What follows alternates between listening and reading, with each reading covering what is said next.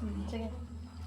The Singasang Nilautama, an imaginative, adventurous king, was wrestled by nature and wanted to travel to faraway places.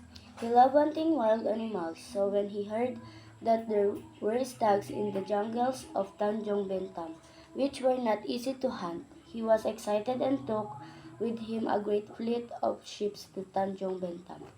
When the king arrived upon the island, he and his subject had a hunting expedition that lasted several hours, slaying many wild and savage beasts, but no stag. This disappointed the king, for he had a sense of unfulfillment in his heart. Suddenly, a large stag darted out of the bush in front of Sang Nila Utama, giving the king a shock.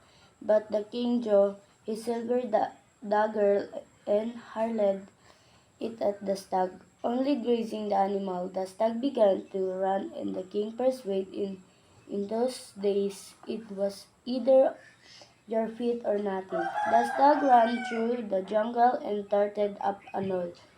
The king followed the stag up the hill, but upon reaching the summit, and stag was nowhere to be seen.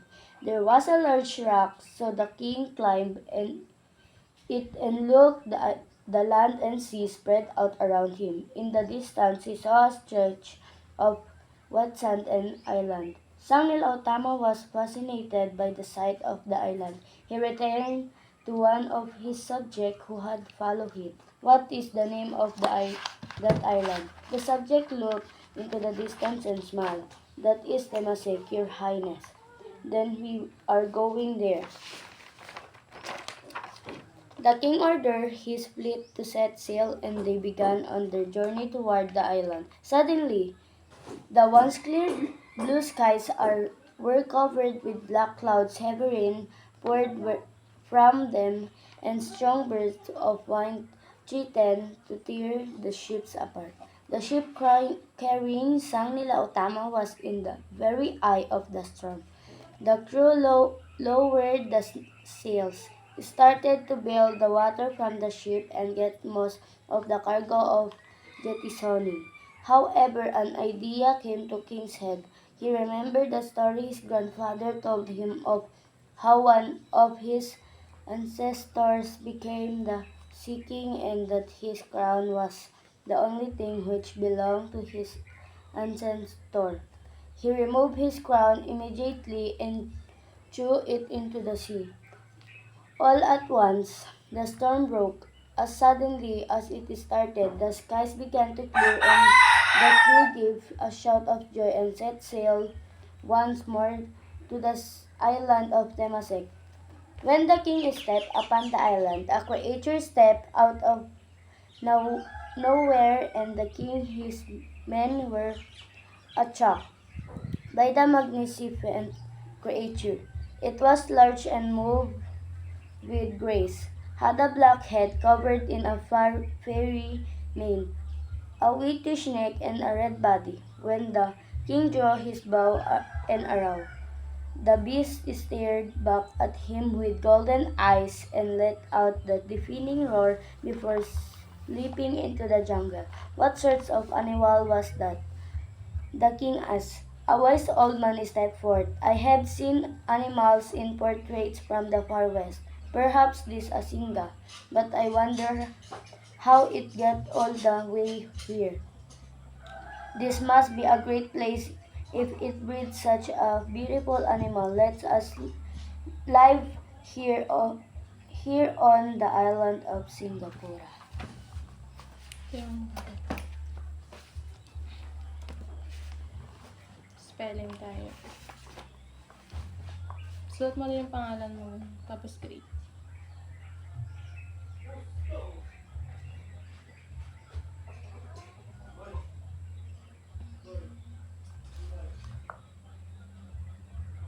Tapos number ka ng 1 to 20.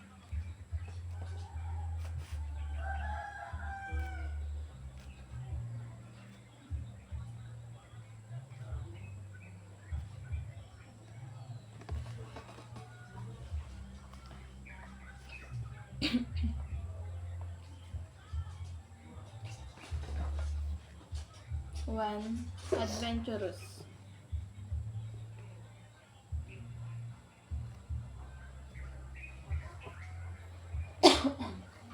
2. Expedition.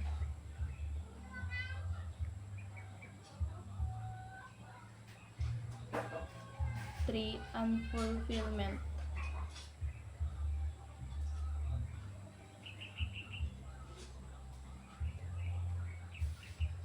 4. Persuade.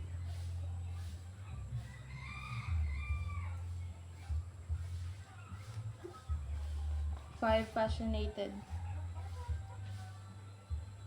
Fascinated. Ano to? Fascinated.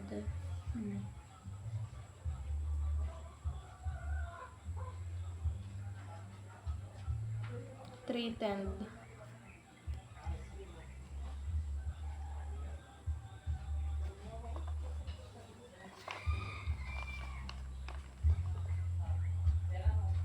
7. Jettisoning.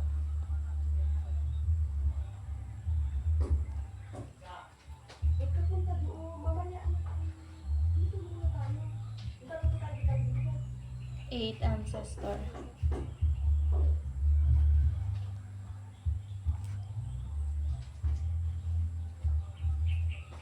9. Magnificent.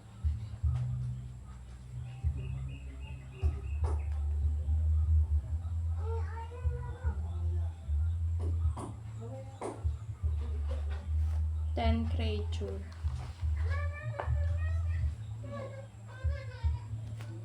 11. Portraits.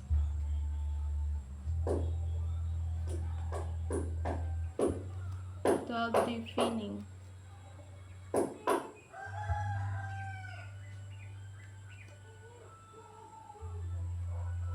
13. Summit. 14. Distance.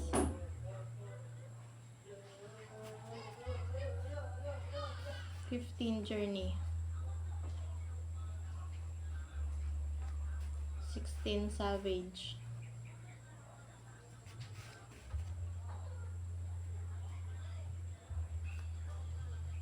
17. Fleet.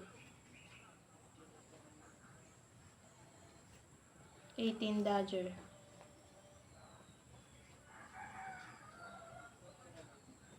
19. Immediately.